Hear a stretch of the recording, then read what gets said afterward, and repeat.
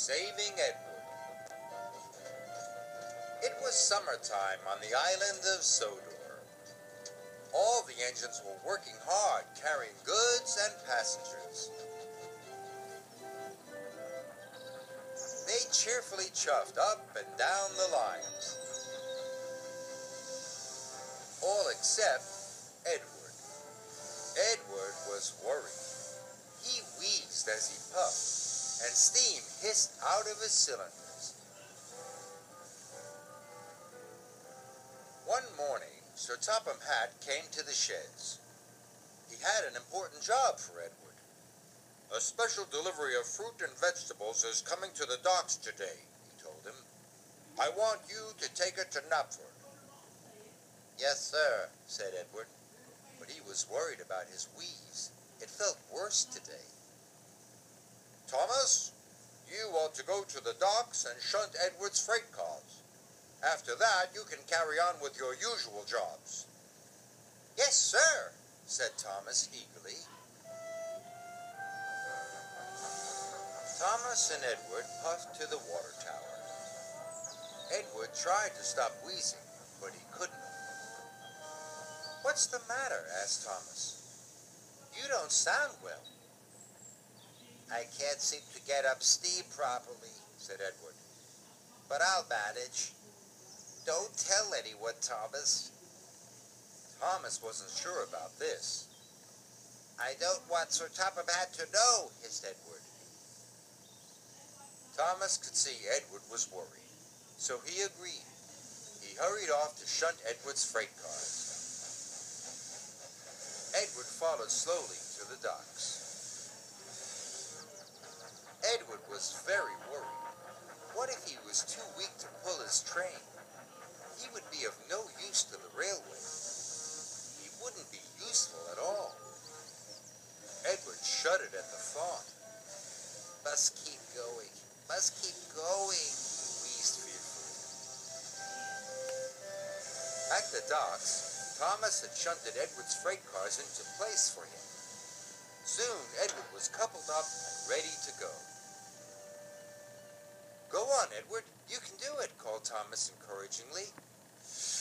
Edward puffed as hard as he could, but the train hardly moved at all. "I'm sorry, Thomas," Edward wheezed miserably. "I'm not a really useful engine anymore. Sir Topham Hatt will have to send me for a scrap." Thomas was very upset. He wanted to help Edward. "I'll do my other jobs first," Thomas said. "Then I'll pull the train for you." Edward watched Thomas puff away. He wasn't sure if it was right to let Thomas do his job. Edward felt very worried. Thomas needed to do all his jobs as quickly as possible so that he had time to pull Edward's train. Hurry up, he told the troublesome trucks. "What for? What for?" they snapped. "For Edward," puffed Thomas, and he biffed them crossly. Edward waited sadly by his train. He hoped Thomas would come back soon. When Thomas finished all his jobs, he puffed back to collect Edward's train. Edward was very pleased to see him. "Don't worry, Edward," puffed Thomas. "I'll have your job done in no time. You go back to Tidmouth and I'll meet you there later." "Thank you, Thomas," wheezed Edward.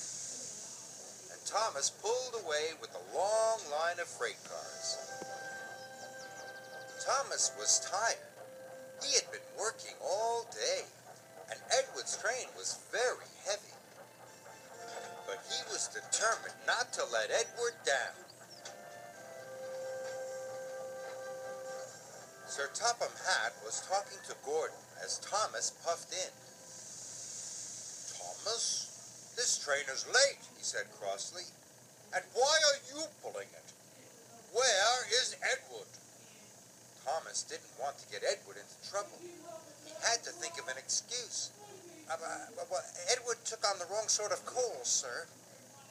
The wrong sort of coal, boomed Sir Topham Hatt. What nonsense, Thomas! I'll find out what Edward has to say about this later. Sir Topham Hatt was very cross. He gave Thomas another job to do. Yes, sir, said Thomas. Gordon steamed through the countryside. And then he found Edward having a rest.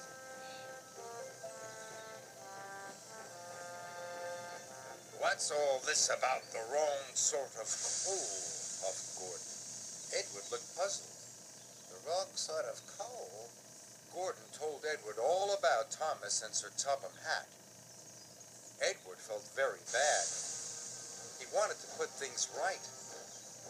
He decided he must go and see Sir Topham Hatt straight away. Edward hissed and wheezed his way to the station. His fire felt feeble. His wheels felt weak, but he battled on.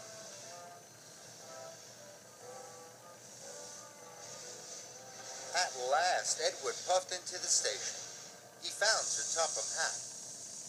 It's all my fault, sir, he said sadly. I asked Thomas not to tell you I couldn't work. I was afraid of going for scrap. I'm very sorry. I should have talked to you this morning. You should always tell me if you have a problem, said Sir Topham Hatt. You are a loyal, hard-working, and really useful engine. I will send you to the fitter's yard straight away. You'll soon be as good as new. Edward was very relieved, and Thomas was very tired from his extra work, but they both agreed, even when it's hard, it's always best to tell the truth.